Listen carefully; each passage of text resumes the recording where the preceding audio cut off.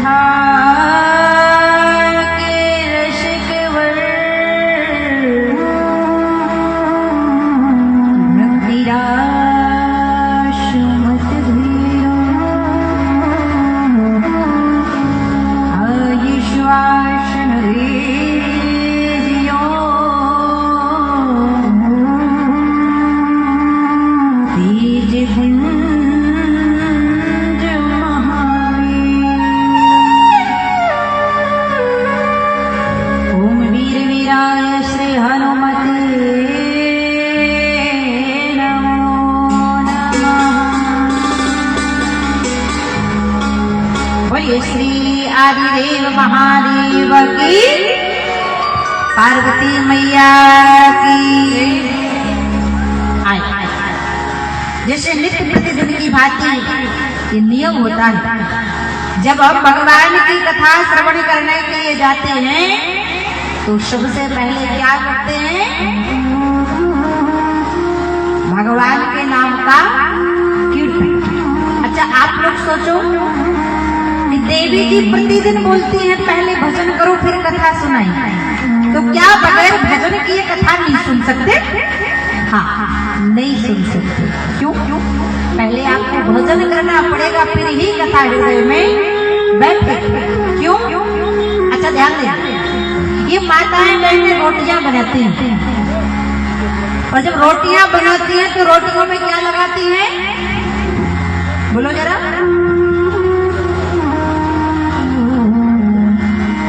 जब माताएं बहनें रोटियां बनाती हैं तो क्या लगाती हैं? परोठन। अच्छा, आप सोचो कि एक रोटी में परोठन लग गया और बाकी की रोटियां बगैर परोठन के बन जाएंगी? अगर हाँ नहीं बोलना, ना नहीं बोलना, तो ऐसे ऐसे करके बताओ, बन जाएगी? नहीं बन सकती। अरे, जब रोटी बगैर परोठन के नहीं बन सकती तो भगवान की कथा बगैर भगवान के भजन के हृदय में विराजमान होने वाली। इसलिए आओ दोनों हाथ उठा के प्रेम से तालियों की सेवा के साथ पहले राम नाम में भीग जाओ, इसके बाद राम जी की कथा को हृदय में बिठाओ। दोनों हाथ उठा के प्रेम से ताली जरूर बजाना, अगर नहीं बजाओगे ना तो बगल वाले की कसम है। अब बगल वाला कहेगा भाई बजाओ कसम रखी हुई है ना, जिंदगी सबको प्यारी। ले आओ दोनों हाथ उठा के प्रेम से सभी गए, सभी कहें वो मेरी रंग दो चुनरिया। कौन से रंग में? वो मेरी रंग दो चुनरिया राम रंग में, मेरी रंग दो चुनरिया राम रंग।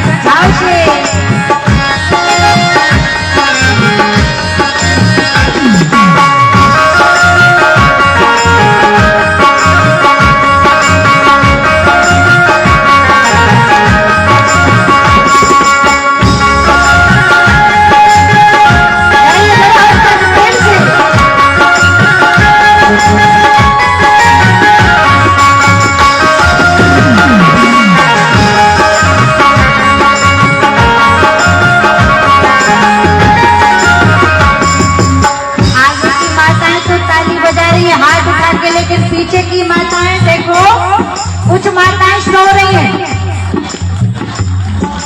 अरे महाराज, भगवान की कथा में कभी सुना जो सोया तो खोया और जो जागा तो, इसलिए दोनों हाथ उठा के कहो शंकर भगवान मैया से, मेरी रंग दो चुनरिया राम रंग में, मेरी रंग दो चुनरिया राम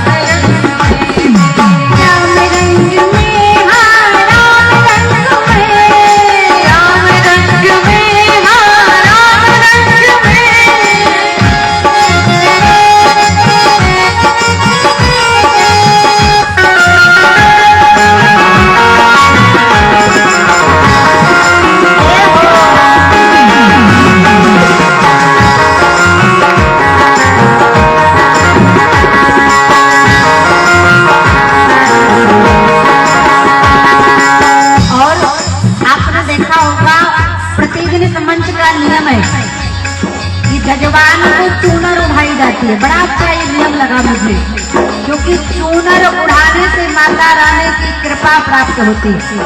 और इस चूनर को कितने लोगों ने उड़ा?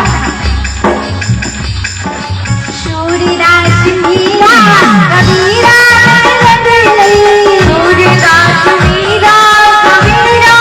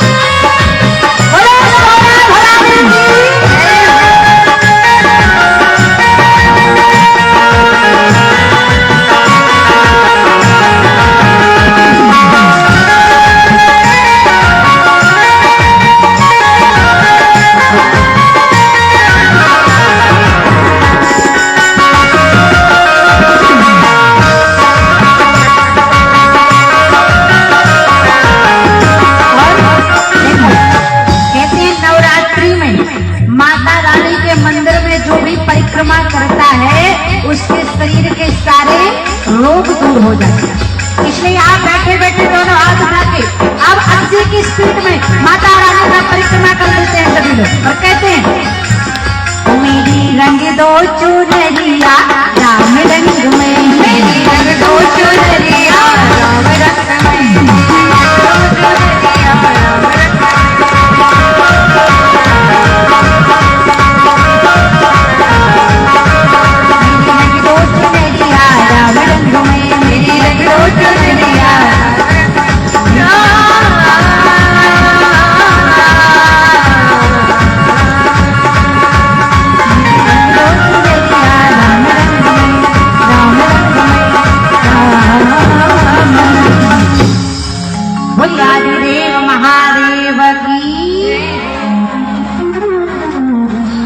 सभी लोगों ने बहुत भाव से तालियां बजाई। एक जगह तो कथा चल रही थी, हमने कहा सभी लोग बोलेंगे, हम बोलेंगे राधे राधे और सभी लोग बोलेंगे श्याम मिला दे। तो जितने आगे लोग बैठे थे ना तो बोल रहे थे श्याम मिला दे, श्याम मिला दे, श्याम मिला दे। और जितने लोग पीछे बैठे थे ना तो बोल रहे थे ब्याह करा दे, ब्याह करा दे, अभी करा दे, जल्दी करा दे, यही करा दे। तो भगवान की कथा क्या है पता है? भगवान की कथा है कल्प वृक्ष। ये कोई लकड़ी का और कपड़े का पंडाल नहीं, ये कल्प वृक्ष लगा हुआ है। और 11 बजे तक बैठकर यहाँ पर जो कुछ भी आप भगवान से मांगोगे, माता रानी से मांगोगे, वो आपको प्राप्त हो जाएगा। चाहे बहू को लड़का मांगो, बेटी का ब्याह कराओ, और या फिर गोरखपुर देवरिया में मकान मांग लो, जो कुछ मांगोगे, या मोक्ष मांगो, जो कुछ मांगोगे आपको प्राप्त हो जाएगा। बोले हनुमान जी महाराज की, सोना भवानी माई की, तरकुरहा माई की। हाय हाय परब्रह्म परमात्मा अखिल कोट ब्रह्मांड नायक राजराज योगराज प्रभु श्री सीताराम जी के चरणों में प्रणाम, हनुमान जी महाराज के चरणों में प्रणाम, जगदम्बा माई सोना भवानी के चरणों में प्रणाम। एवं हम जिनके माध्यम से यहाँ पर आए, उनका नाम है कृष्ण मुरारी। और जैसे भगवान कृष्ण मुरारी के दर्शन दुर्लभ होते हैं ना, हमें तो लगा आपके दर्शन दुर्लभ है। प्रतिदिन फोन करके पूछते हैं देवी जी की जिसकी कमी हो तो जरूर बताइएगा। प्रतिदिन भेंट करने भी आते हैं, व्यस्त रहते हैं। कोई कमी हो तो जरूर बताइएगा, आप हमारी अतिथि है।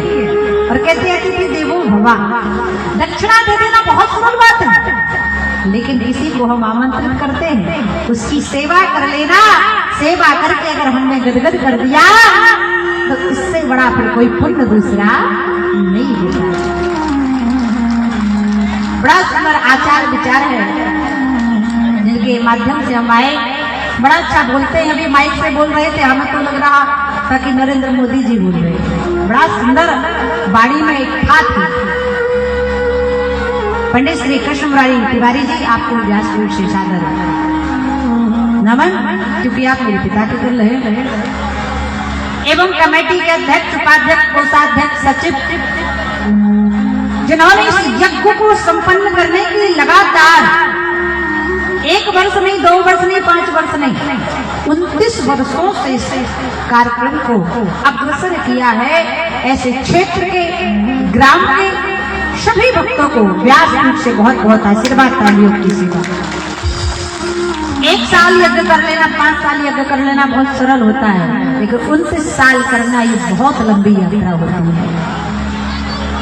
तो कहीं ना कहीं आदि शक्ति भवानी की बहुत बड़ी कृपा है।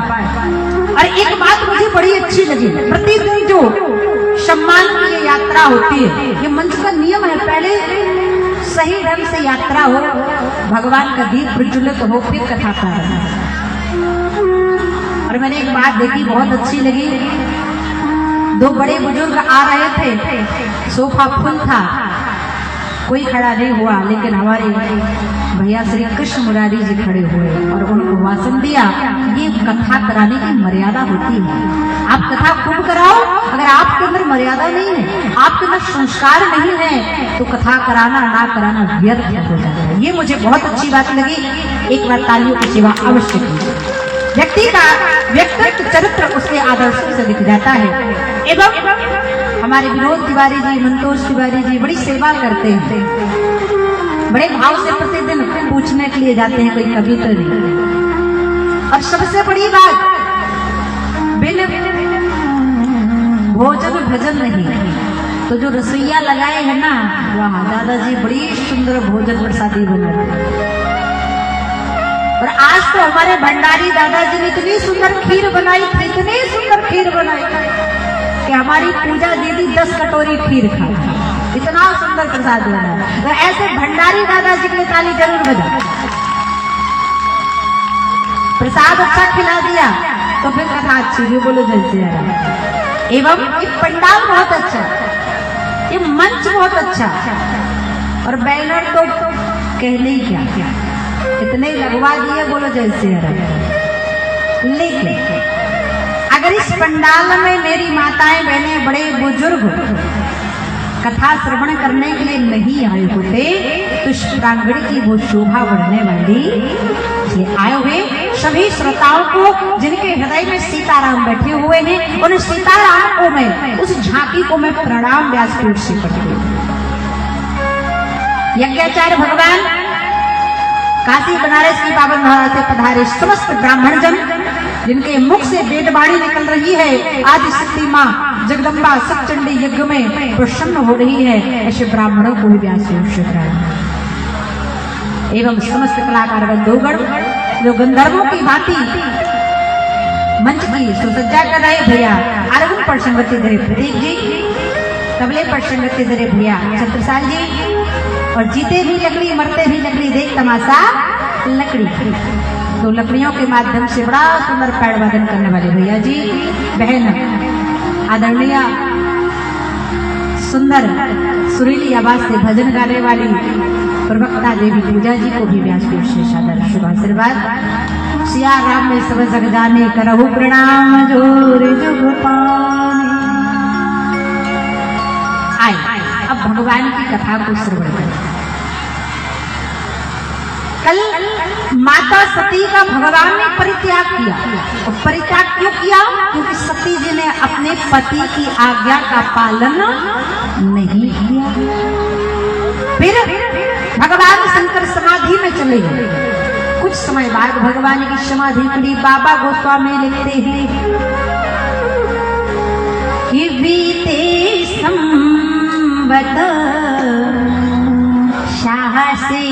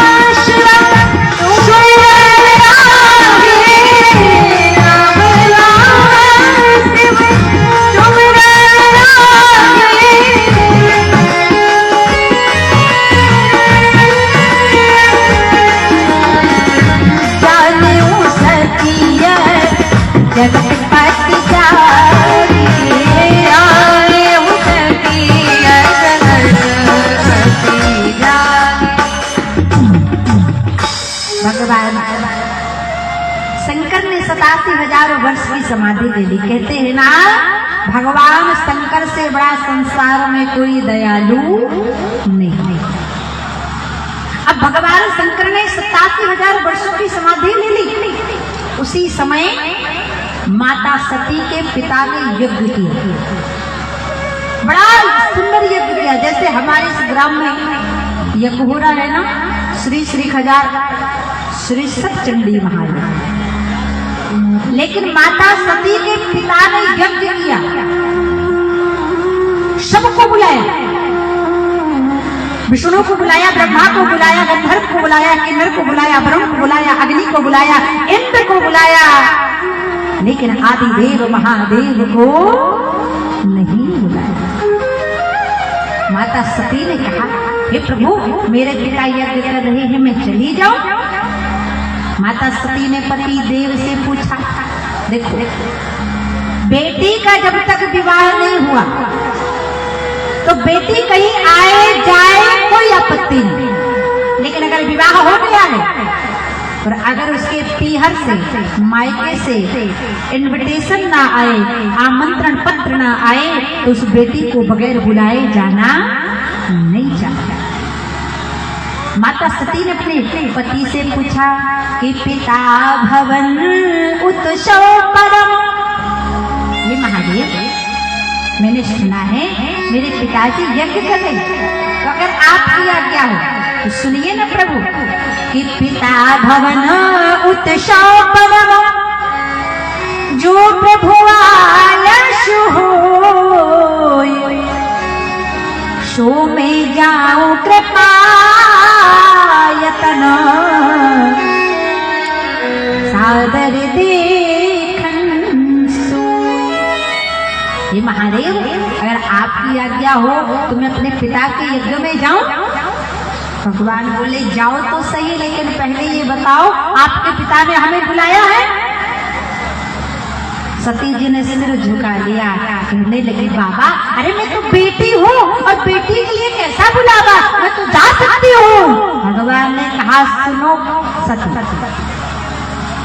बिन बुलाए जाओगी तो फिर आदर नहीं पाओगी, अगर बुलाया नहीं हो तो नहीं जाना। सती जी आज दोबारा गलती करती है, नहीं मानती और भगवान समझाते रहते हैं सुनो सती, आज आपके पिता ने हमें जानबूझकर आमंत्रित नहीं किया, क्यों? एक बार सभा लगी थी, आपके दक्ष प्रजापति पिताजी आए, सबने उनको खड़े होकर प्रणाम किया, लेकिन मैंने प्रणाम तो आपके पिताजी को लगा मेरा अपमान कर दिया महादेव ने, इसलिए मेरा अपमान का बदला लेने के लिए आज वो मुझे बुलाकर अपमानित कर रहे हैं। तुम मत जाओ, बगैर बुलाए जाओगी सती तो सम्मान नहीं पाओगी। सती नहीं मान बोली बाबा मैं तो जाऊंगी। भगवान ने कहा सुनो देवी, हरि बिन बोले जो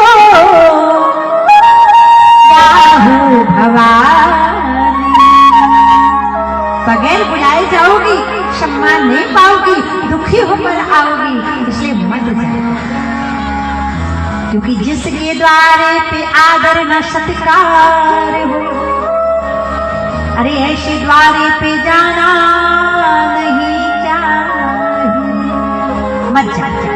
सती जी ने कहा आप कहो या ना कहो मैं तो जाऊंगी।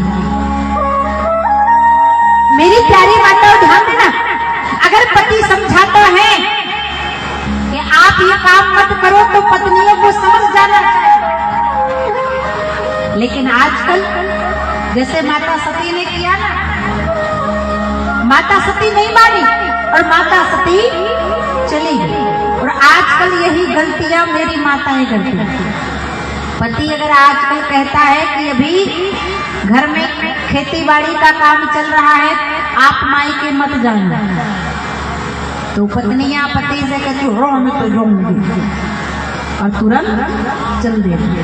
ऐसा नहीं करना मेरी माता। सती जी ने किया तो परिणाम देखिए क्या हुआ। भगवान ने बहुत समझाया, समझ में नहीं आया। सती माता चल दी, जाकर देखा सबका सम्मान है, लेकिन महादेव का कोई सम्मान नहीं। सबके नाम के चंदनवार बंधनवार बंधे हुए, लेकिन आदिदेव महादेव के नाम की एक सुपारी भी नहीं रखी। और कहते हैं स्त्री हर चीज बर्दाश्त कर सकती, पत्नी हर चीज बर्दाश्त कर सकती है, लेकिन पत्नी कभी अपने पति की दूसरी पत्नी बर्दाश्त नहीं कर सकती। अगर किसी स्त्री का पति गरीब है तो वह सारा जीवन गरीबी में निकाल देगी, एक साड़ी पहनकर खुश रहकर जीवन निकाल देगी, लेकिन एक चीज बर्दाश्त नहीं करेगी। वो क्या? सौतन। सौतन कोई बर्दाश्त कर सकता है? अरे पीछे की मैया कह रही मैं सौतन कोई बर्दाश्त करने वाला क्यों?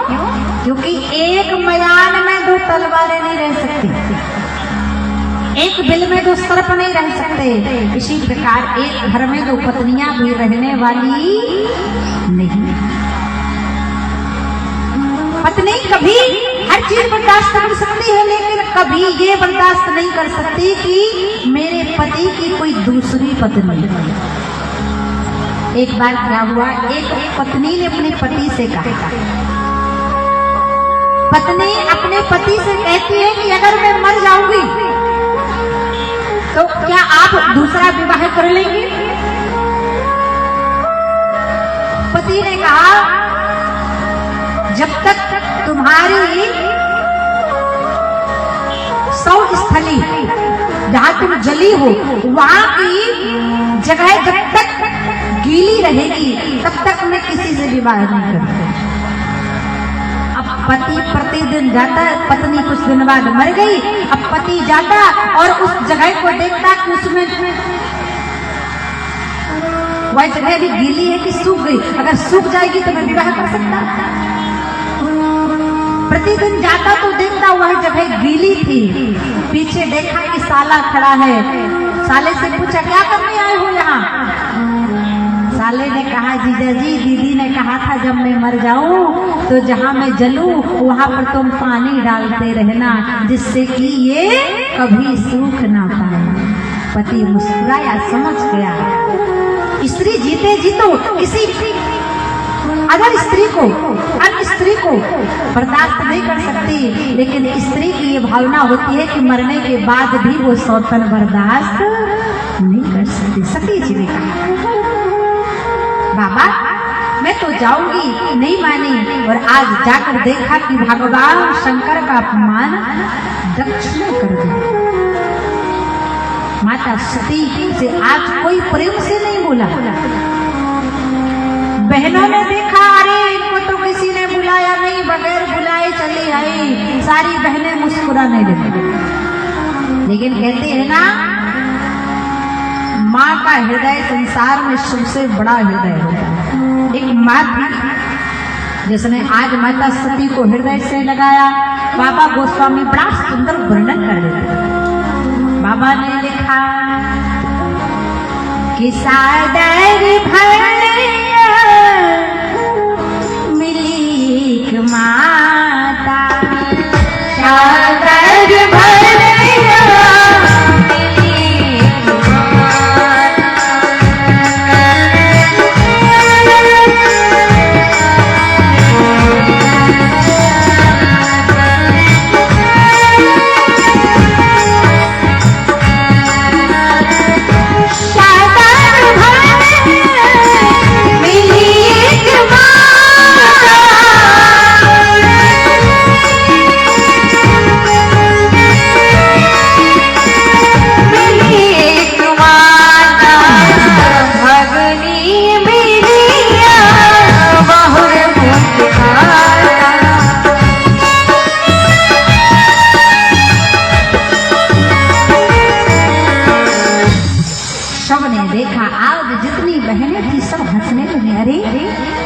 इनको तो किसी ने बुलाया नहीं, बगैर बुलाई चली आई। शादर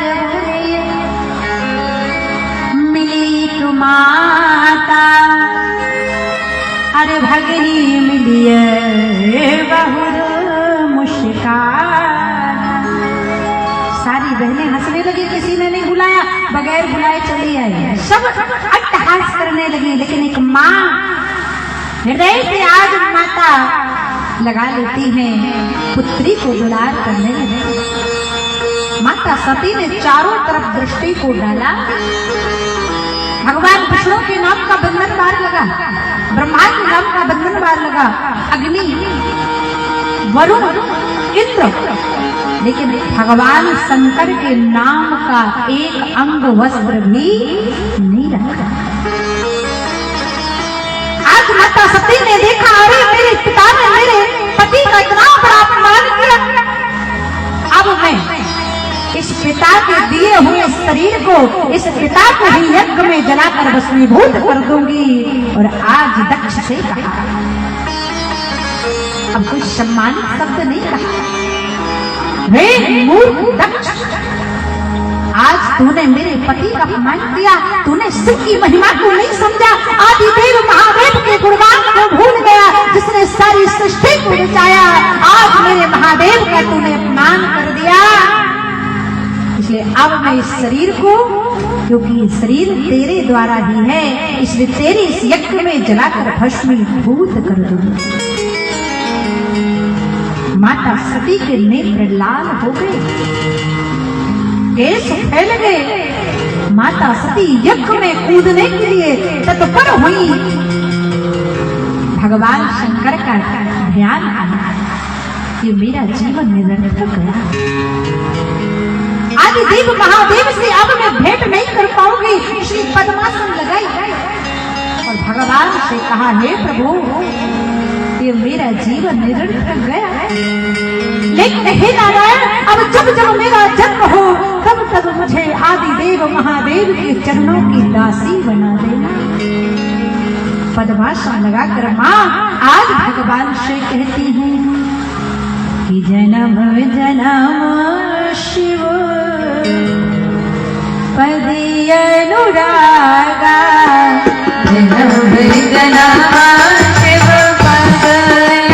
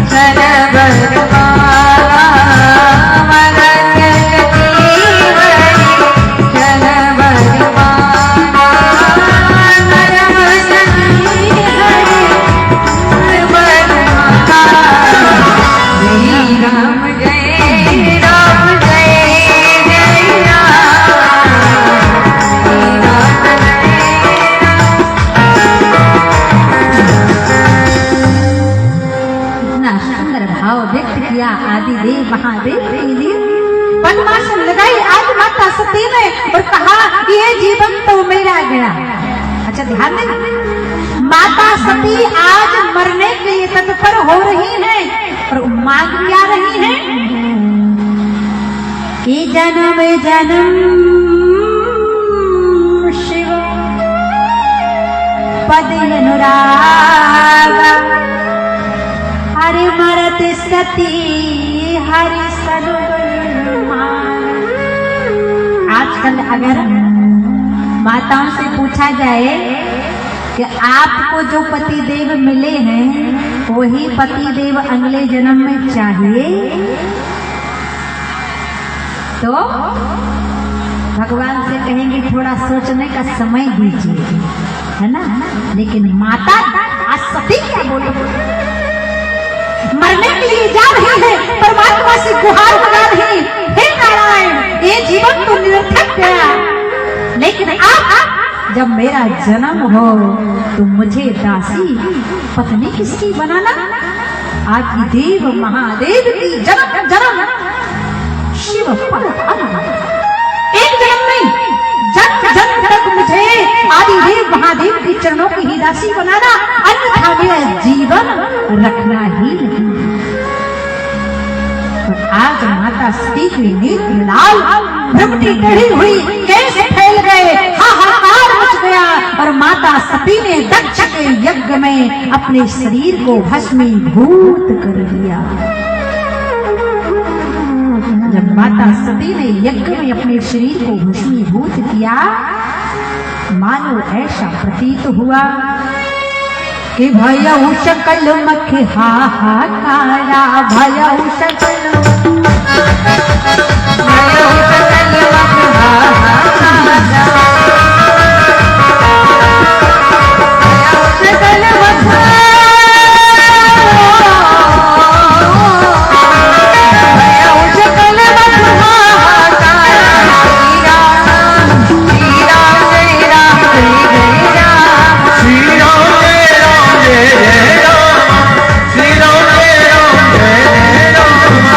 राम राम जय राम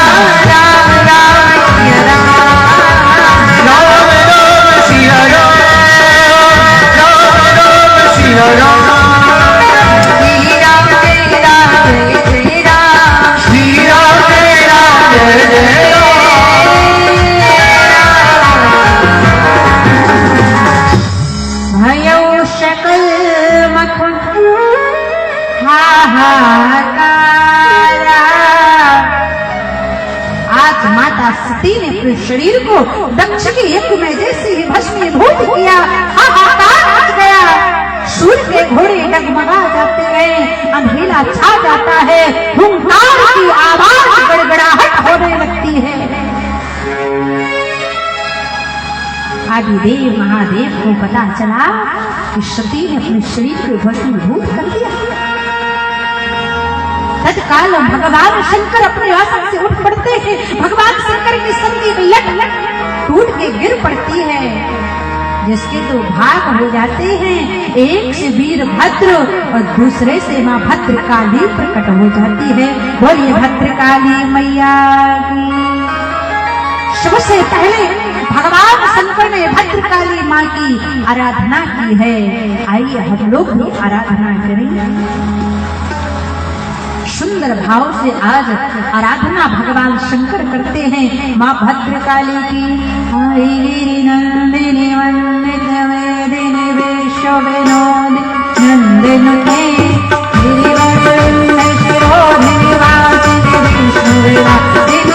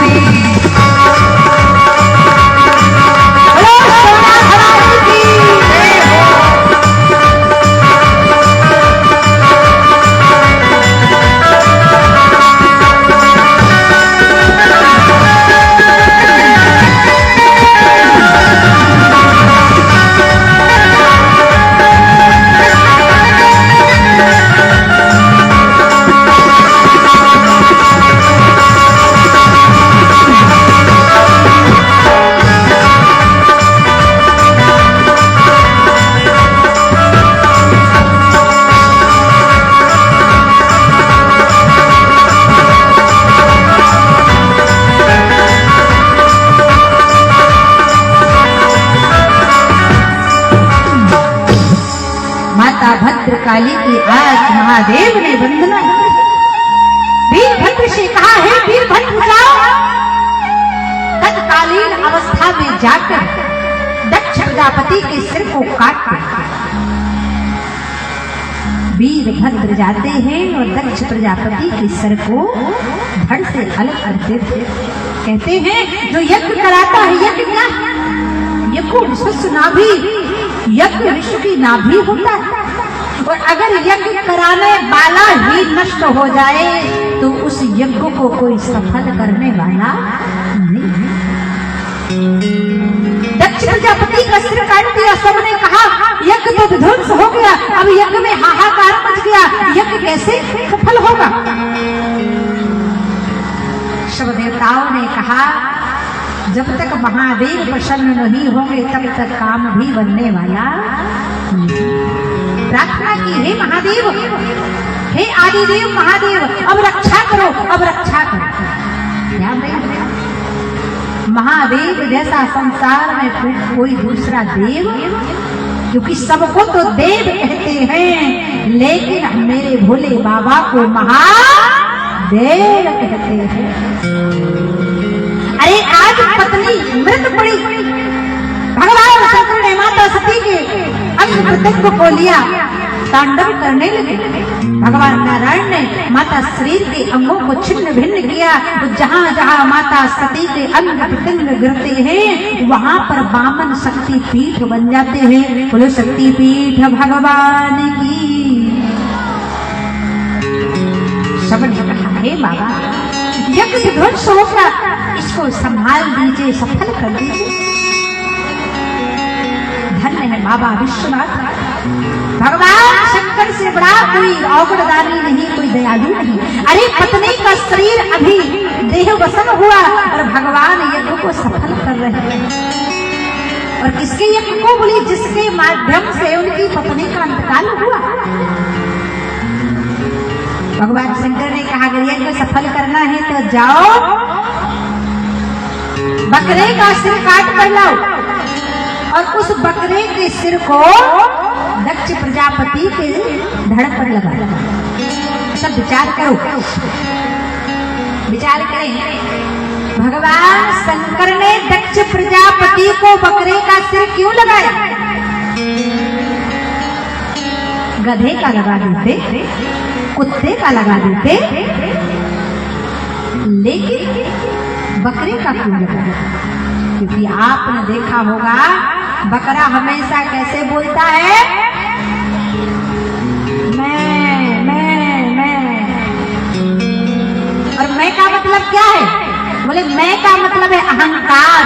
ये मैंने किया, ये मैंने किया, ये मेरा, ये मेरा, ये मेरा। और जहां मैं होता है वहां परमात्मा कभी विराजने वाला नहीं। और बकरा भी हमेशा मैं करता है। तो बलि किसकी दी जाती है? जो मैं करेगा, जो अभिमान से ग्रसित होगा, चाहे इंसान हो या जानवर, उसकी तो एक ना एक दिन पतन हो ही जाएगा। धन्य है बाबा भोले बाबा को, कितने बड़े दानी। आज दक्ष प्रजापति के यज्ञ को संपन्न कर दिया। बोलिए यज्ञ नारायण भगवान की। इसलिए कहते हैं शंकर भगवान से बड़ा कोई दयालु। एक बार क्या हुआ, एक बार भगवान शंकर के मंदिर में एक चोर गया। और चोर का काम क्या है? बोलो जरा, भजन करना, ताली बजाना। तो चोरी करना। अब भगवान शंकर के मंदिर में गया चोरी करने के लिए। अब भगवान शंकर के मंदिर में उसे कुछ नहीं मिला। भगवान शंकर के मंदिर में क्या मिलेगा? क्योंकि भगवान के पास ना आसन है, ना बासन है, ना राशन है, ना शासन है, कुछ भी नहीं। सोचने लगा गलती हो गई, भोले बाबा के मंदिर में आकर मुझे तो सोना भवानी के दरबार जाना चाहिए, वहां तो बहुत कुछ लाभ हो जाता है। लेकिन सोचने लगा मैं क्या करूं, आ तो गया, चोर था, मूर्ख था। अब जैसे ही जाने लगा पीछे मुड़कर देखता है कि भगवान शंकर के सिर पर बहुत बड़ा घंटा लगा था। सोचने लगा एक काम करता हूँ, इस घंटे को उतार कर ले जाता हूँ और तुमको ही रोड में जाकर बेच दूंगा, कुछ ना कुछ तो फायदा हो जाए। मूर्ख था, चोर था चुकी। अब घंटा ऊंचाई पर लगा था, कैसे निकाले? तो चोर गया तो जाकर भोले बाबा के शिवलिंग पर ही चढ़ गया। जब शिवलिंग पर चढ़ा, घंटा उतार कर जाने लगा तो भगवान शंकर प्रकट हो गए। बोलो आदिदेव महादेव की। भगवान शंकर ने कहा भैया चोर, वेयर आर यू गोइंग? कहाँ जा रहे हो? रुको, इधर आओ, वरदान तो लेते जाओ। चोर तो कांपने लगा, रोने लगा, घबराने लगा। हे महादेव, गलती हो गई, क्षमा कर दो, पाप हो गया, आपके सिर पर चढ़ गया। महादेव ने कहा नहीं, कोई पाप नहीं हुआ, तुमसे तो पुण्य हो गया, बहुत बड़ा पुण्य हो गया। बोले कौन सा पुण्य? बोले देखो भैया चोर, कोई मेरे मंदिर में आता है तो जल चढ़ाता, कोई मेरे मंदिर में आता तो चंदन चावल चढ़ाता, कोई बिल्व पत्र चढ़ाता, कोई समी पत्र चढ़ाता, कोई भांग धतूरा चढ़ाता, लेकिन तुम तो आज पूरा का पूरा ही चढ़ गए हो।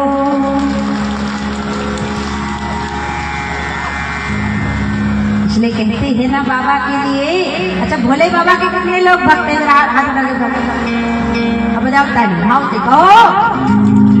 क्योंकि कहते हैं शिव समान दाता नहीं, और विपत विदारण शिव समान दाता नहीं, विपत विदारण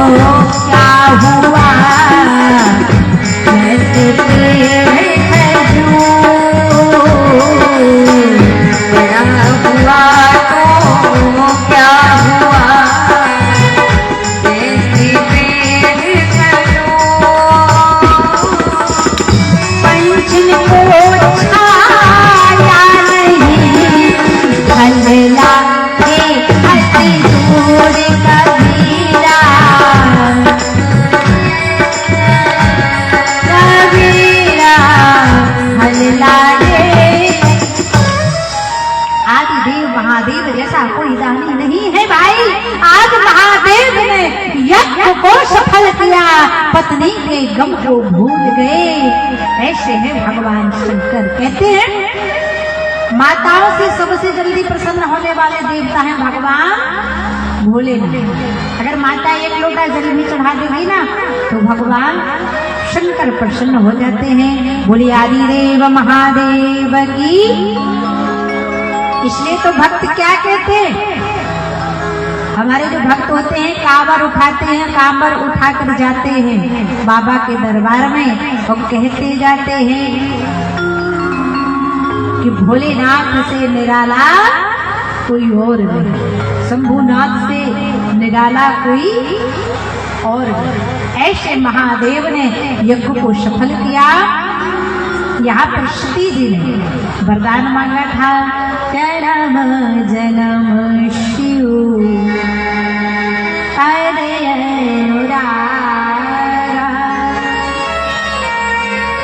उस बात को परमात्मा ने याद किया और आज जो सती जी का देहावसन हुआ, देखो कहते हैं ना आज अभी हम इंसान बने हुए हैं, अगले जन्म में क्या बन जाए इसका कोई भरोसा।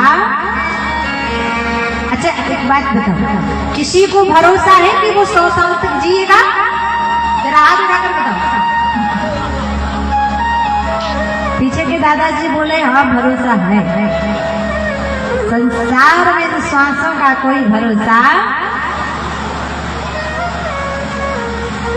क्षण भंगुर जीवन की कलिका, कि क्षण भंगुर जीवन की कलिका,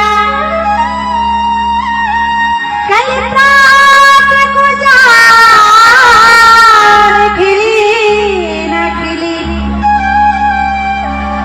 मलयाचल की शीतल मंद सुगंध चली न चली, कलिकाल कुठार लिए फिरता,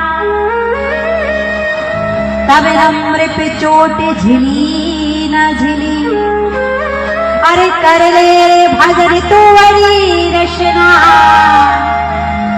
कल अंत समय में हिली न हिली। सासों का कोई भरोसा, इसलिए कहते हैं क्या भरोसा है इस जिंदगी का,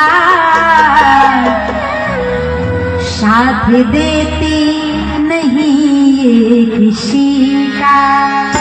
क्या भरोसा है इस जिंदगी का, साथ देती नहीं ये किसी का, किसी का।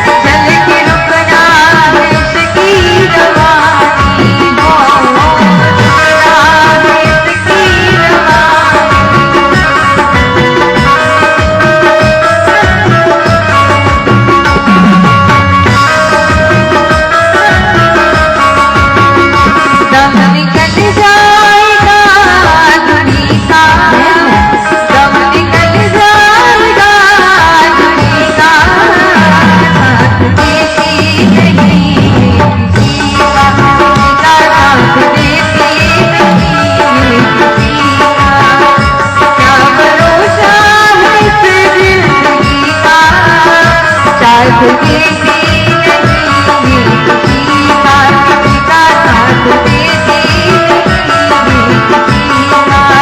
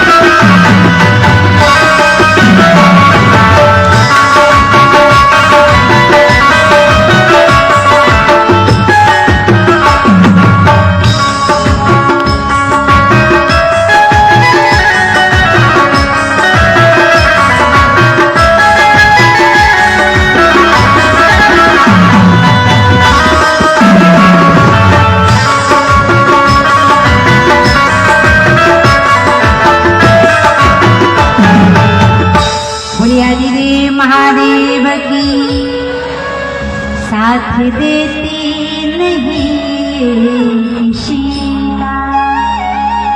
ये जीवन का कोई भरोसा नहीं। आज सती माता ने कहा मरते समय कि मुझे हर जन्म में भगवान शंकर पति के रूप में प्राप्त है।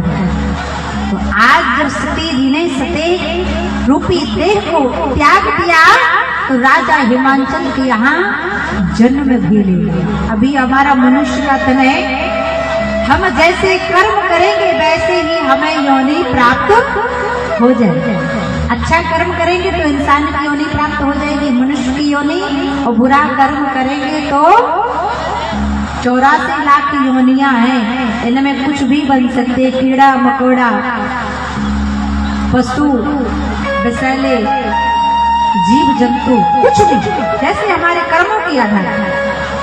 लेकिन सती माता ने आज राजा हिमांचल के यहाँ जन्म लिया। अच्छा ध्यान देना, जब पार्वती के रूप में माता सती जन्म लेती है तो बाबा सुंदर भाव देते हैं। कितने ही कारण ही में गिर रह जाए पार्वती सुंदर तन पाई, जन्मी पार्वती तन। लेकिन यहाँ पर लिखाते ही कारण है। ऐसा कौन सा कारण है कि आज बाबा तुलसीदास जी को लिखना पड़ा? यही कारण है। बोली राजा हिमांचल माता भद्रकाली विंध्यवासिनी की बहुत बड़ी सेवक थी, और जब माता रानी की पूजा करने के लिए विंध्याचल जाते ना तो माता रानी के सामने रोने लगते। एक दिन माता रानी प्रकट हो गई, नवरात्रि का समय था। माता रानी कहा राजन क्यों रो रही हो? राजा हिमांचल ने कहा माँ मुझे कोई संतान नहीं। अच्छा ध्यान देना, आजकल वही भी व्यक्ति दुखी है जिसके पास औलाद है, और आजकल वो भी दुखी है जिसके पास औलाद नहीं है। अरे औलाद की खातिर इंसान फिरता है मारा मारा, उसे वक्त भला क्या मारे जिसको औलाद ने मारा। अरे एक माँ बाप 10-10 औलाद को पाल लेते हैं, लेकिन आजकल की 10-10 औलाद मिलकर एक माँ बाप को पाल नहीं पाल। मदर डे आएगा, फादर डे आएगा, पेरेंट डे आएगा तो सेल्फी लगाएंगे माता पिता के साथ। अगर तुम अपने माता पिता को इतना मानते हो तो महाराज अनिरुद्धाचार्य जी के आश्रम में किसकी माँ गई हुई है? वृद्धाश्रम में फिर किसकी माँ जा रही है? तो दिखावा मत करो, माँ बाप से बड़ा संसार में कोई नहीं है। अरे घर के देव बगैर पूजा के बैठे हो और आप जाकर प्रयागराज में कुंभ में स्नान करो तो कोई पुण्य मिलने वाला नहीं है। मन में खोट भरी और मुख में हरी, ऐसा गंगा नहाने से क्या फायदा। मैल मन का न धोया वो बदन धो लिया, तो ऐसा सत्संग में जाने से क्या फायदा। इसलिए वृद्ध माँ बाप की पूजा करो, सेवा करो, तभी कल्याण है।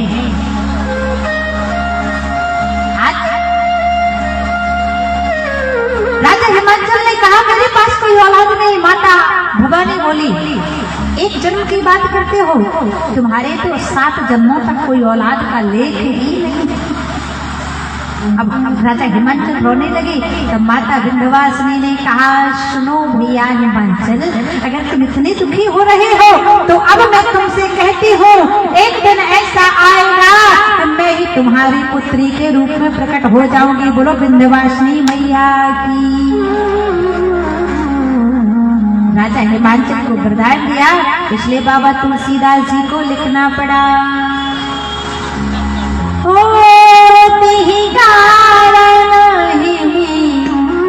गिरी रह जाई जन्म पार्वती तन पाई। सिया राम सिया राम जय जय राम राम, सिया राम सिया राम जय जय राम।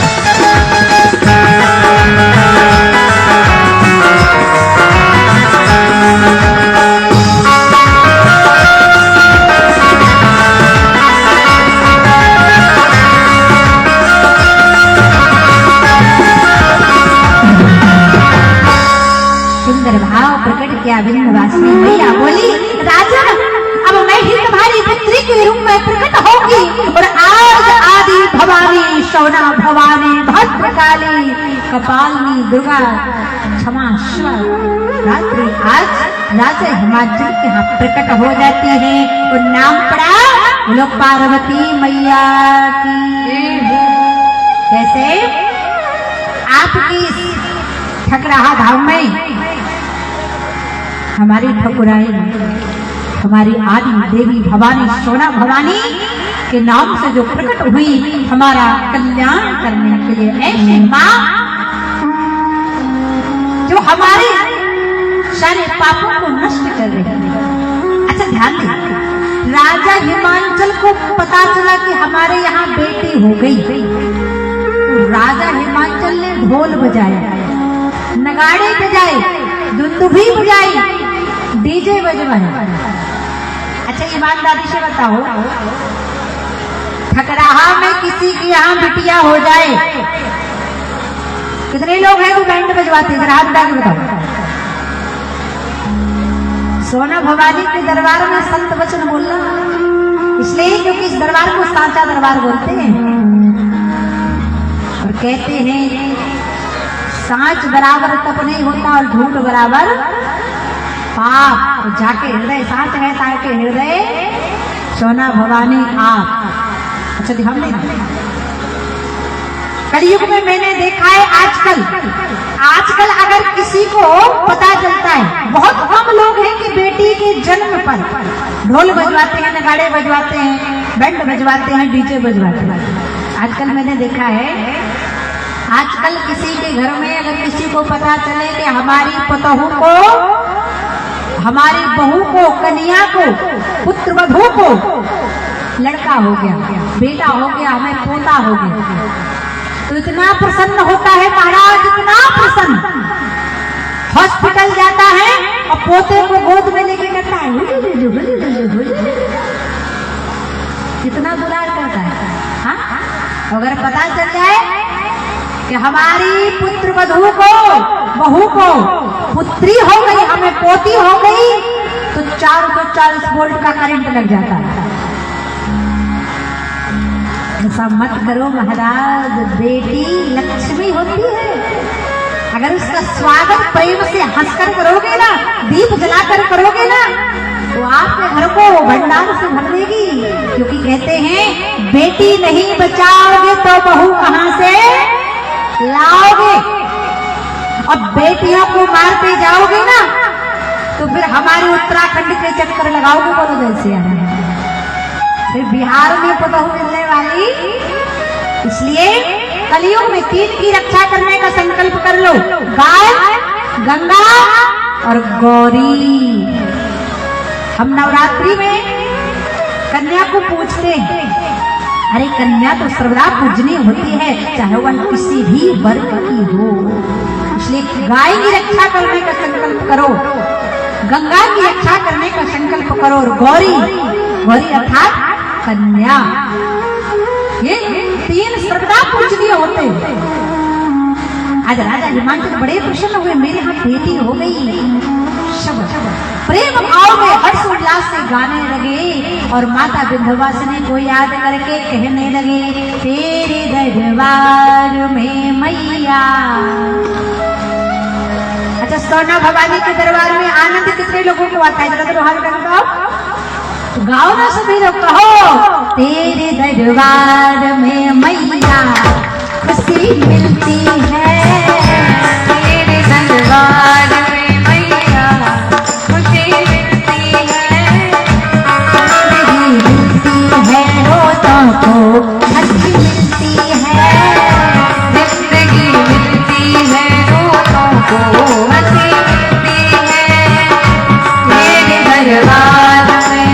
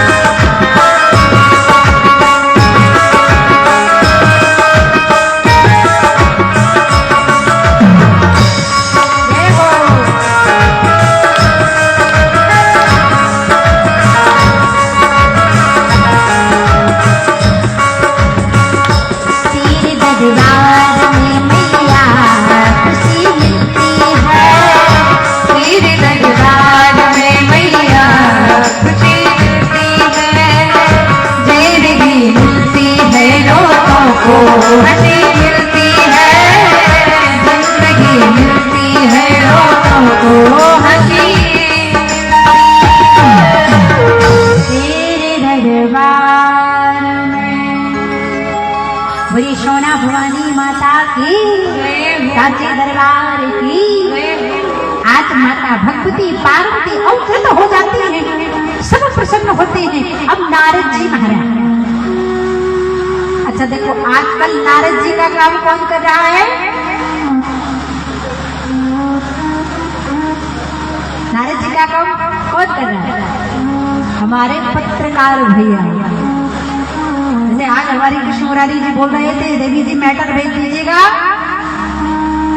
कल अखबारों में भगवान की कथा है। तो आजकल नारद जी का काम कौन कर रहा है?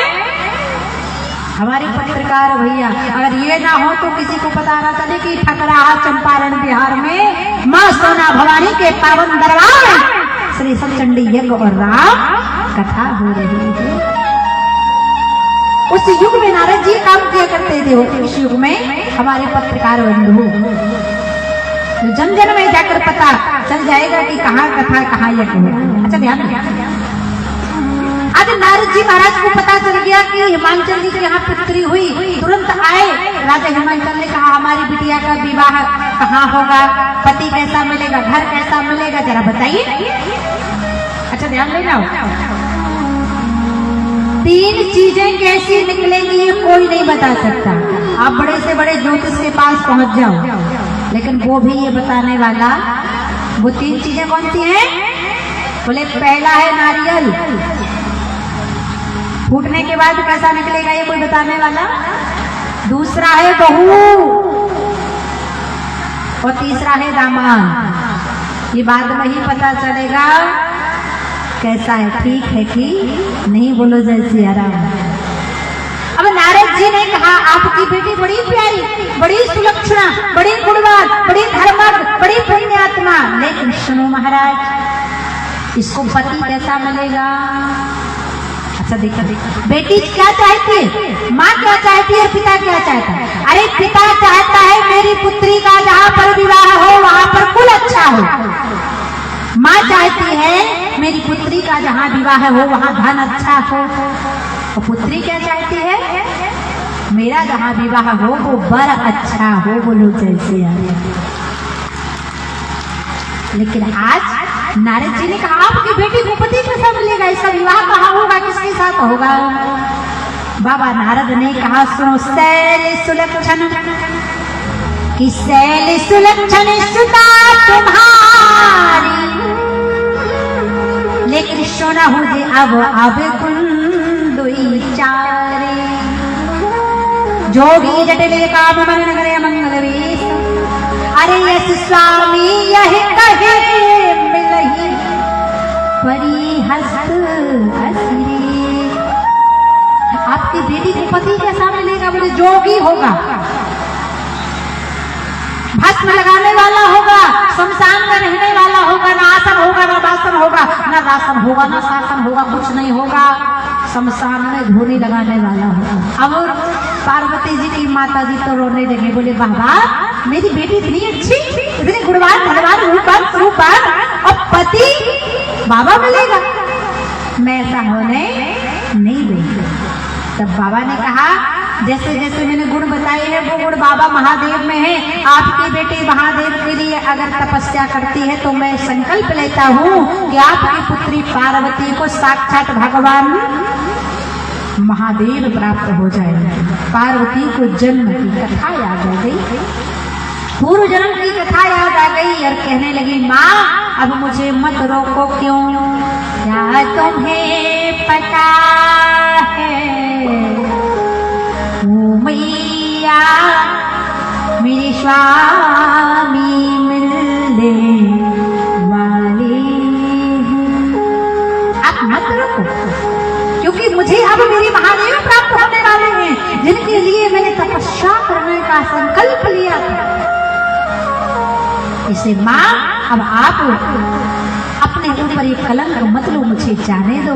व्यर्थ ले हो जनी तो कलंका।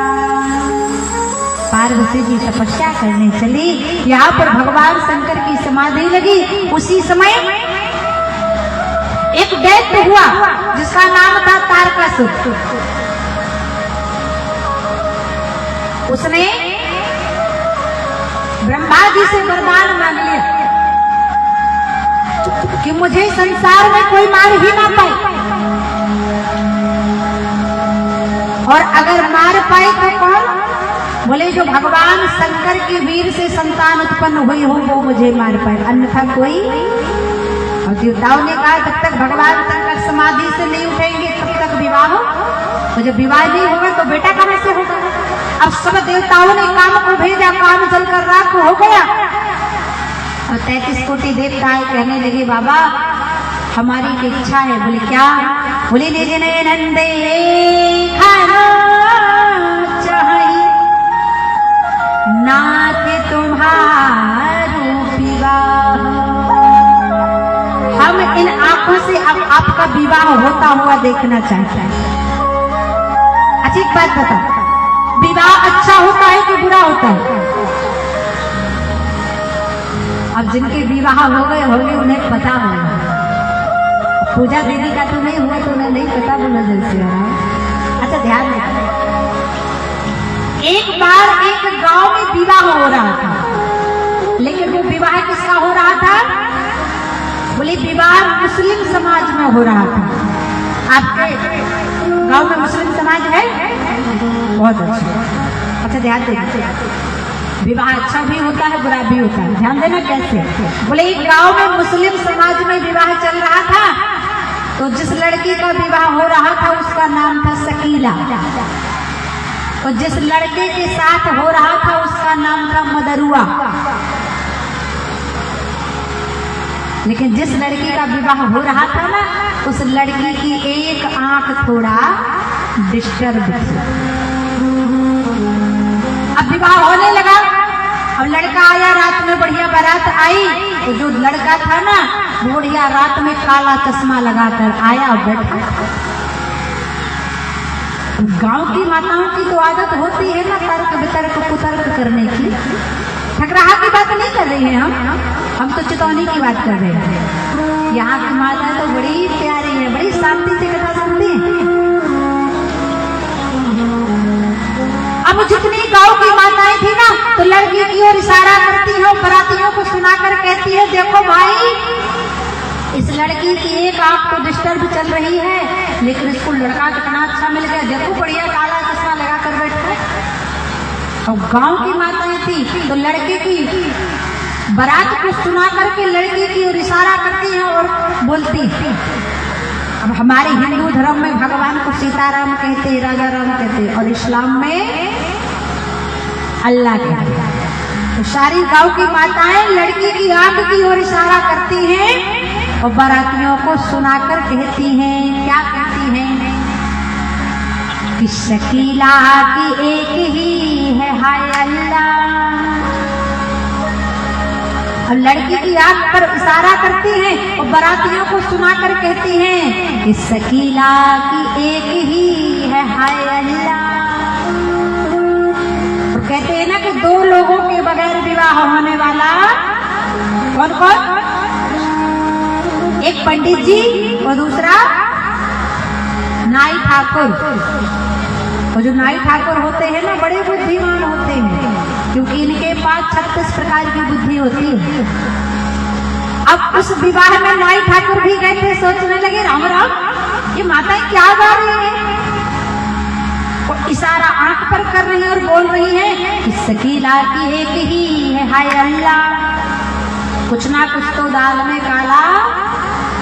अब नाई ठाकुर भाई लड़की के पास गए और जाकर देख लिया कि लड़की की एक आंख डिस्टर्ब चल रही है। अब जैसे ही माताओं ने फिर गया कि शकीला की एक ही है हाय अल्लाह, तुरंत नाई ठाकुर ने जवाब दे दिया, लड़के की ओर इशारा किया और कहने लगा कि मदरुआ की दोनों सुभान अल्लाह।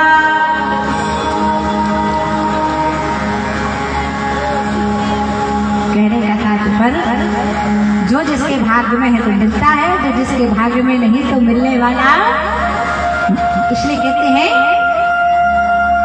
भाग्यहीन को नहीं मिलत भली वस्तु को जोग, ताक की जो काग के भयो कंठ में रोग। ऐसे आज महादेव से कहा पार्वती जी तपस्या कर रही है। बोले ठीक है, हम पार्वती की तपस्या को पहले परखने जाएंगे। और सप्तऋषियों को भेजा। सप्तऋषियों ने कहा देवी उनसे विवाह मत करो, उनके पास कुछ नहीं है। पार्वती जी ने कहा मेरा तो संकल्प है। बोले क्या? जन्म कोट लगे रगड़ हमारी, बरहु शंभु नाथा रहु कुंवारी। कोट लगे रगड़ हमारी, बरहु शंभु रहु कुंवारी।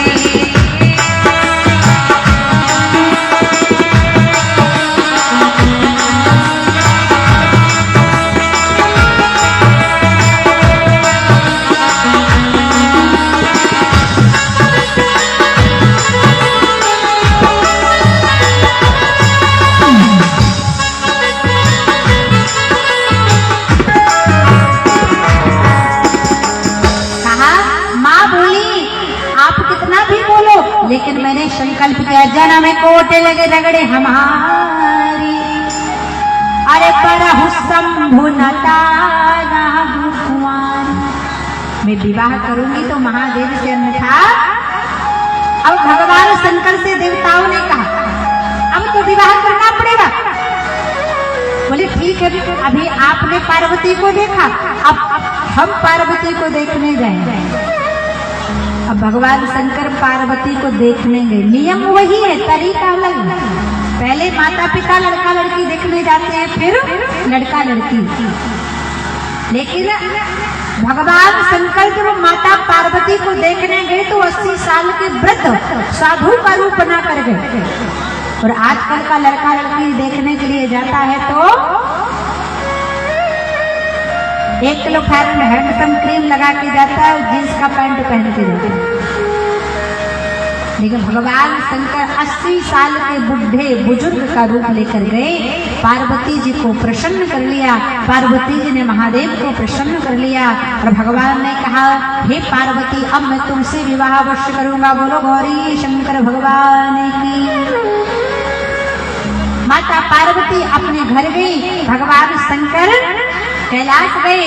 अब भगवान शंकर का सारे देवता मिलकर श्रृंगार करने लगे। अच्छा, कितने लोग चाहते हैं कि जल्द से जल्द भगवान शंकर का विवाह हो जाए? जरा दोनों हाथ उठा के बताओ। बहुत सुंदर। अब जितने लोगों ने हाथ उठाया है ना, उतने लोगों को नाचना भी पड़ेगा। अगर नहीं नाचोगे तो भगवान भोलेनाथ नाराज हो जाएंगे।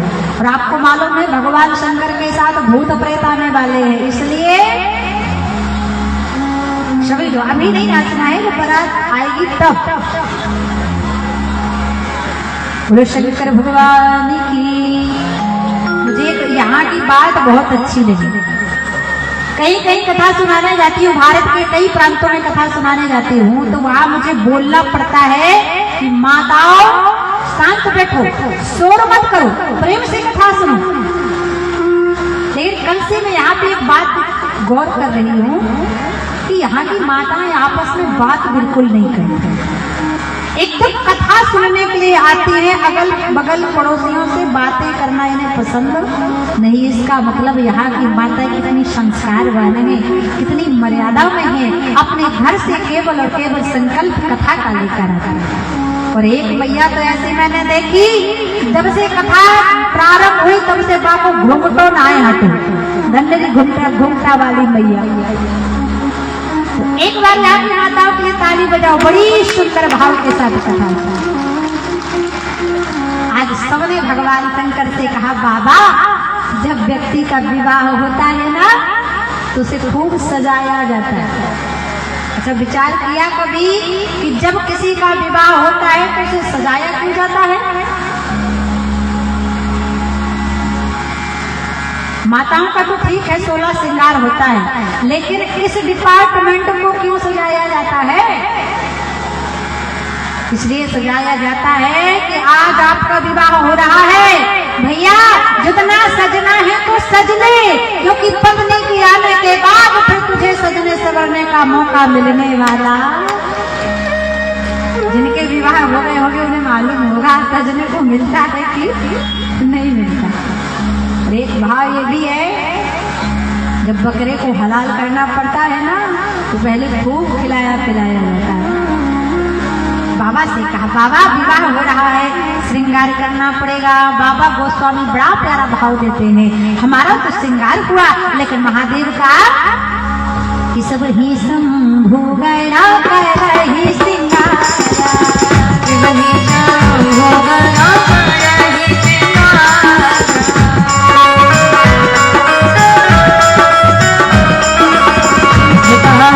तो अही मोर सवार,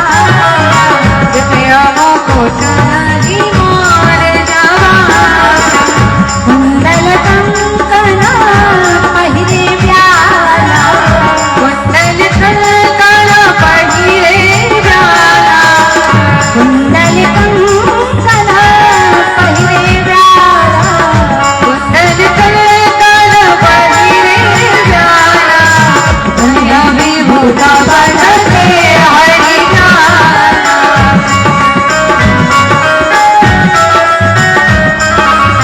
हरि नाम, हरि राम राम राम हरि हरि, हरे कृष्णा कृष्ण राम। बाबा से कहा, बाबा जब किसी व्यक्ति का विवाह होता है तो उसे खूब सजाया जाता है। विशेषा वही शंभु कन कर रही श्रृंगार, और जटा मुकुट ही मोर सवारा, मोर सवारा, मोर सवारा। बाबा से कहा, बाबा जब किसी व्यक्ति को दूल्हा बनाया जाता है ना तो उसके सर पर मुकुट लगाई जाती है। बाबा ने कहा, हम संसारिक मुकुट नहीं लगाएंगे, जाओ अही नाम का सर्प है वही हमारे मुकुट है। अब अही नाम का सर्प आया, भगवान को लगा दिया। छोटे छोटे बिच्छू से ये सर्प आए भगवान के कानों में, पेट में, पीठ में, बाल में, सब में लगा दिए। अब एक बेटा ने कहा, बाबा जब व्यक्ति का विवाह होता है तो व्यक्ति को पाउडर भी लगाया जाता है। अच्छा ध्यान देना, पाउडर तो हर कोई लगाता है, लगाता कि नहीं? अरे इंसान को तो छोड़ो, ये तबला भी पाउडर लगाता है। हाँ? लेकिन एक बात बताएं, पैसे बचाने की तरकीब, अगर कोई व्यक्ति गोरा है और वो पाउडर लगाए तो ठीक लगता है, तो अगर कोई व्यक्ति सांवला है, बुरा नहीं मानना, संसार में दो ही रंग हैं, उस सांवले तो हमारे भगवान भी हैं, लेकिन सारा संसार दीवाना किसका है? बोले संसार दीवाना है मेरे श्याम हरि का। लेकिन पैसे बचाने की तरकीब बता रही, कोई व्यक्ति गोरा है वो पाउडर लगाए तो ठीक, तो कोई व्यक्ति अगर सांवला है तो वो पाउडर लगाए तो ऐसा नहीं लगता आटा में घाटा हो गया हो। लेकिन अपनी मर्जी से खूब लगाओ, मैं किसी को रोकूंगी नहीं। भगवान ने कहा हम संसारिक पाउडर नहीं लगाएंगे, जाओ ताजे मुर्दे की भस्म लेकर आओ, वही हमारा पाउडर, और मुर्दे की भस्म लगाएगी। भगवान नदिया पर बैठे बाबा लिखते हैं, कर त्रिशूल अरुडमु विरागा, अरे चढ़े चढ़ी बाहन चले बराता। अब भगवान नादिया पर बैठे, भगवान ने कहा ये बताओ दूल्हा बन रहे हैं। जताओ ने कहा, बाबा ये बताओ आप दूल्हा बन रहे हो तो दूल्हा किसी वाहन में जाता है, तो आप ये बताओ कृष्ण मुरारी जी की स्कॉर्पियो में जाओगे या तवेरा में जाओगे या फॉर्चूनर में जाओगे या प्राइवेट जेट मंगाना पड़ेगा? भोले बाबा ने कहा हम नादिया बैल पर जाएंगे, क्योंकि बैल है धर्म का प्रतीक, और जो कार्य धर्म से किया जाता है वो कभी असफल होता नहीं। भगवान नादिया पर बैठ गए। अब आकाश मार्ग से भगवान विष्णु आए, और विष्णु भगवान के वाहन को, भगवान के कमर में एक बेल्ट बंधा है जिसका नाम है भुजंग नाम का सर्प, और जब विष्णु भगवान के वाहन को उस सर्प ने देखा तो खिसकना चल, क्योंकि भगवान विष्णु का वाहन क्या है? मोर, गरुड़, और गरुड़ का उस सर्प का 36 का आंकड़ा। भगवान ने सोचा अगर मेरा ये बेल्ट निकल जाएगा तो बारात में कैसे जाऊंगा? और भगवान ने कहा ना रहेगा बांस ना बजेगी बांसुरी। भगवान नादिया पर सीधे बैठे थे तो उल्टे बैठ गए, सर्प का मुख पकड़ के। जहाँ नादिया की पूंछ थी वहां सिर कर लिया, और जहाँ नादिया का मुख था वहां पर पीठ कर ली। बोलो आदिदेव महादेव की। अब भगवान की बारात चली। देवताओं ने कहा अपनी अपनी समाज में चलो, तो भगवान ने अपनी अपनी समाज को बुलाया। भूत प्रेत पिशाच लंकनी डंकनी शंकनी सबको बुलाया। और उनके रूप कैसे हैं बाबा लिखते हैं। बोले रूप कैसे हैं? बोले कुमुखहीन विपुल मुखता,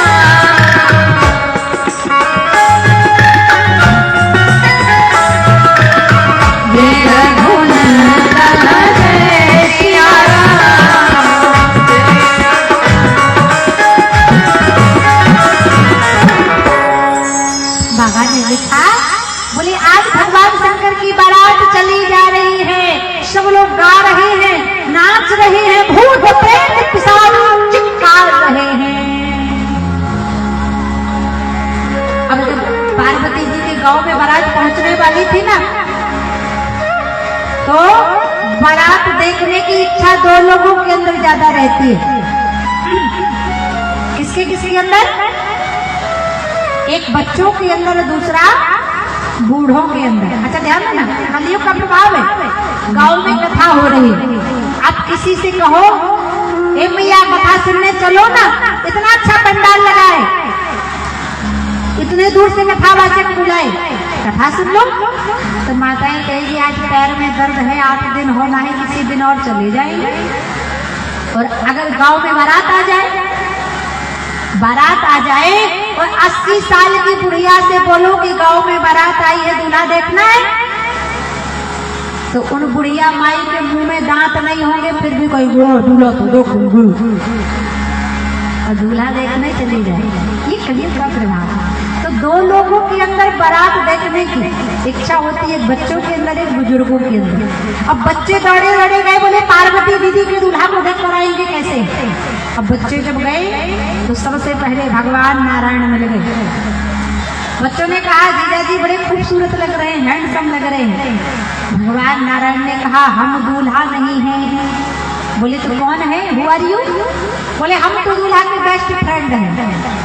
बोले ओ माय गॉड, जब बेस्ट फ्रेंड इतना हैंडसम है तो फिर दूल्हा कितना हैंडसम होगा। और आगे गए, देखा ब्रह्मा जी मिल गए, बोले आप ही दूल्हा हो। बोले हम दूल्हा नहीं। बोले तो हु आर यू? बोले हम तो दूल्हा के ओल्ड फ्रेंड हैं। बोले जब बचपन का यार इतना सुंदर तो फिर दूल्हा हाउ लुकिंग हैंडसम। और आगे गए, इंद्र मिल गए, बोले आप ही दूल्हा हो। बोले हम दूल्हा नहीं। बोले तो हुआ नहीं, कौन हो फिर? बोले हम तो दूल्हा के प्यून हैं। प्यून मतलब? बच्चों ने कहा कि चपरासी झाड़ू पोछा करने वाला इतना अच्छा है तो फिर दूल्हा। बच्चे आगे गए, कोई नहीं मिला। नादिया बैल पर एक बाबा बैठा है, वो भी उल्टा काला काला दसाला ओढ़कर बैठा है। बच्चों ने सोचा कोई बहरूपिया पार्टी वाला होगा, दूल्हा तो हो नहीं सकता। अब बच्चे और बंदर एक स्वभाव, बालक वन एक स्वभाव। बोले बच्चों ने क्या किया? भोले बाबा की जटाओं को खोल दिया, भोले बाबा के दुसाला को फेंक दिया, नादिया की पूंछ घुमाने लगी। जब नादिया की पूंछ घुमाई तो नादिया ने गोबर कर दिया। जब नादिया ने गोबर कर दिया तो बच्चों ने कहा राम राम बाबा जी की गाड़ी खराब हो गई, ग्रीस निकलने लगे। अब बच्चों ने बाबा जी की जटाओं को पकड़कर जितने बच्चे थे सब झूल गए। अब भोले बाबा की जटाओं से जब बच्चे झूल गए और पूछा, ओ बाबा झूला कहाँ है? भोले बाबा को क्रोध आ गया, क्योंकि भगवान का स्वभाव क्या है, क्षणिक रुष्टा क्षणिक तुष्टा रुष्टा तुष्टा क्षणिक क्षणिक। बाबा को क्रोध आया, बाबा ने अपने बिच्छू ततैये जितने लगाए थे वो छोड़ दिए, बच्चों के ऊपर गए। बच्चे कांपने लगे, कोई रजाई के नीचे, कोई पलंग के नीचे, कोई तख्ता के नीचे छुप गया। माताओं ने कहा, क्या हुआ? बच्चों ने कहा, मैया दरवाजा बंद कर लो, क्योंकि गांव में साक्षात यमराज आ गया। ऐसा भगवान का रूप। फिर भी भगवान आए, प्रसन्न होने लगा। बाबा गोस्वामी लिखते हैं, रानी मैना ने कंचन थार सजाया, सुंदर भाव आया। तुलसीदास जी ने लिखा, वो कंचन थार शोभवर पानी, कंचन थार शोभवर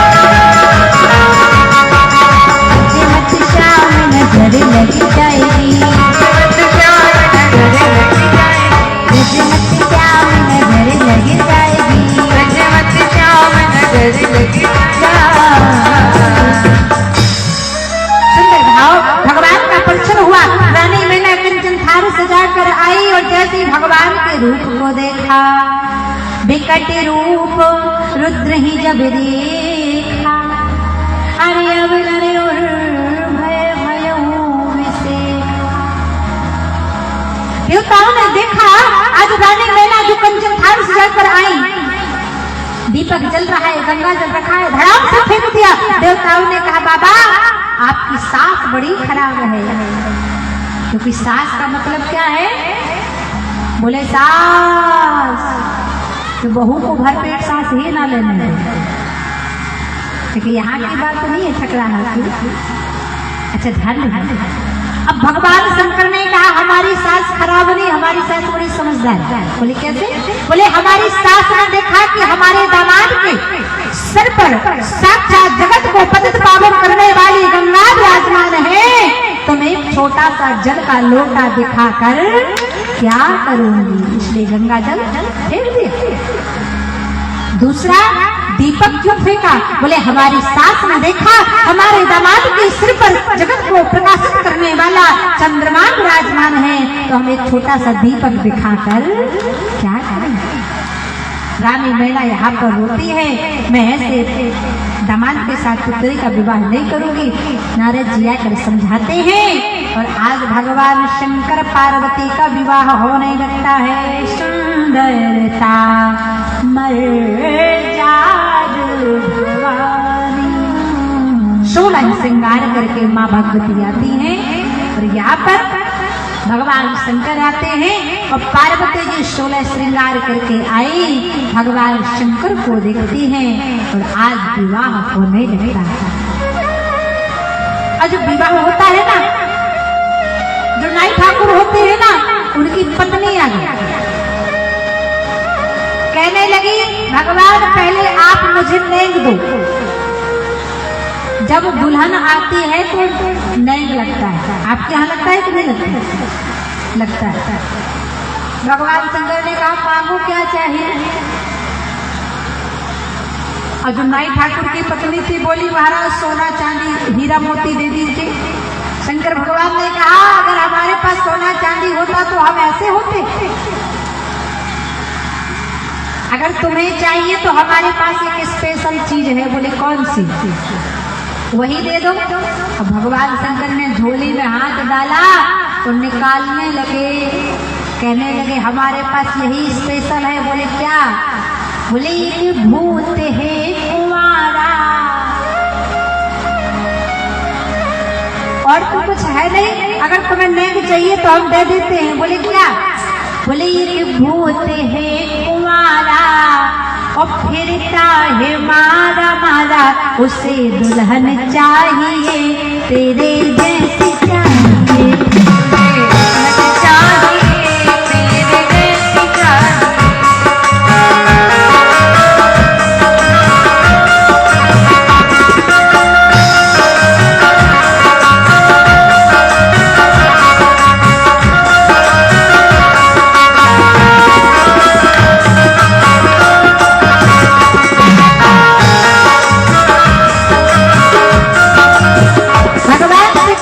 भगवान ने कहा भूत है अगर चाहिए तो ले लो।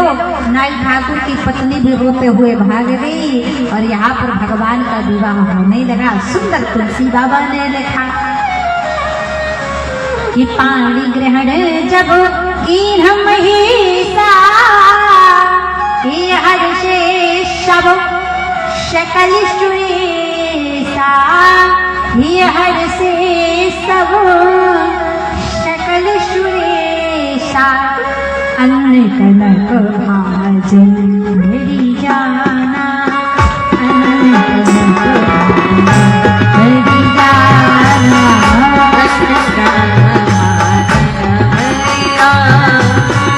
अन्न कनक भाजन भंडारा, दायद दीना जाई बखाना, दानव दीना जाई बखाना, दायद दीना जाई बखाना, दायद दीना जाई बखाना, शबनार में भवानी, शबनार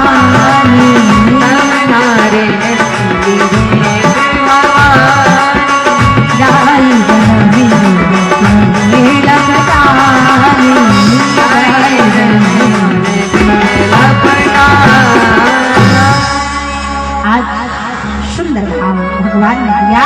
देवताओं ने आकाश मार्ग से सुमन वृष्टि की, पुष्पों की बारिश कर दी और आज माँ भगवती पार्वती ने महादेव के गले में वरमाला पहना दी। बोलिए दोनों हाथ उठा के गौरी शंकर भगवान की जय। देखो सोना भवानी माँ के दरबार में भगवान आदिदेव महादेव का विवाह हुआ है, इसलिए आओ थोड़ा सा। अरे हमारे घर में किसी बेटा बेटी का विवाह होता है तो नाचते हो कि नहीं नाचते? बोलो जरा, इतना नाचते हो कि धूल उड़ा देते हो। और आज तो पिता परमात्मा का विवाह हुआ है और भोलेनाथ के विवाह में जो नाचता है ना, उसके बेटा बेटी के विवाह में नाचने के लिए स्वयं सोना भवानी आती है। और जो चाहता है हमारे बेटा बेटी के विवाह में सोना भवानी आए तो दोनों हाथ खड़ा करके ताली बजाओ और नाचते हुए झूमते हुए भोले बाबा के विवाह में शामिल हो जाओ सभी लोग। क्योंकि घुटने के दर्द, कमर के दर्द, ब्लड प्रेशर की बीमारी सब ठीक हो जाएगी अगर आज भगवान के विवाह में नाच लोगे। इसलिए आओ दोनों हाथ उठा के, शर्म करो बुरे कर्म करने में, लेकिन शर्म कभी मत करो धर्म का कार्य करने में। इसलिए दोनों हाथ उठा के ताली बजा के सभी लोग, भगवान का विवाह हुआ है तो नाचते हुए, झूमते हुए, गाते हुए, और जिसको जो दान पुण्य करना है भगवान के विवाह में तो दान पुण्य भी कर सकते। क्योंकि कहते हैं ना, जब किसी बेटी का विवाह होता है तो हम दान देते हैं। इसी प्रकार पार्वती जी का विवाह हुआ है, इसलिए जिस किसी की आत्मा है तो वो दान पुण्य दे सकता है। और भाव से झूमते हुए सभी लोग दोनों हाथ उठा करके खड़े होके भगवान के विवाह में खड़े होके नाचना है। नहीं तो कहते हैं ना, उनके हाथों में लग जाए ताला, सवामन वाला जो सोना भवानी के दरबार में ताली न बजाए। इसे आओ कि दूल्हा बने हैं भोले बाबा। भगवान क्या बने हैं? कि दूल्हा बने हैं भोलेनाथ, जोड़ी का जवाब नहीं। दूल्हा बने भोलेनाथ, जोड़ी का जवाब नहीं।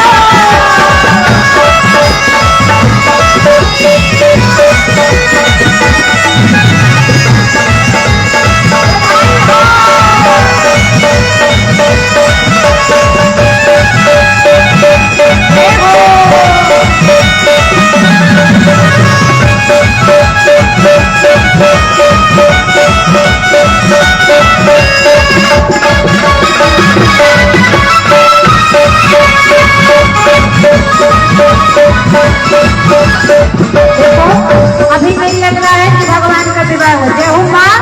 इस मैया ने माता गौरा के लिए वस्त्र दान किया है। इस मैया का सुहाग सदा अमर रहे। जो भगवान के विवाह में दान करता है ना, उसके बेटा बेटी की आयु लंबी हो जाती है। जय हो मैया, सदा सुहागन, और तेरे लल्ला की खूब लंबी आयु।